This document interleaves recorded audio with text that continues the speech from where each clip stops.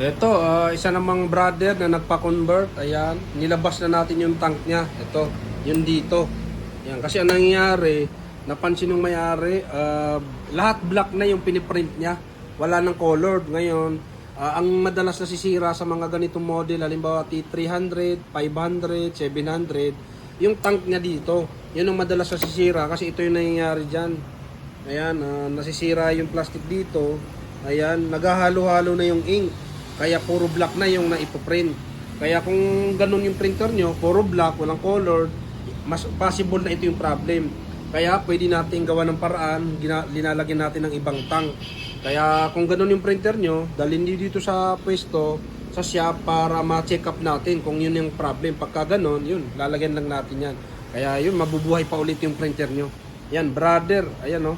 Kaya yun, huwag niyo pong kalimutan i-like, i-share yung ating video. Maraming salamat.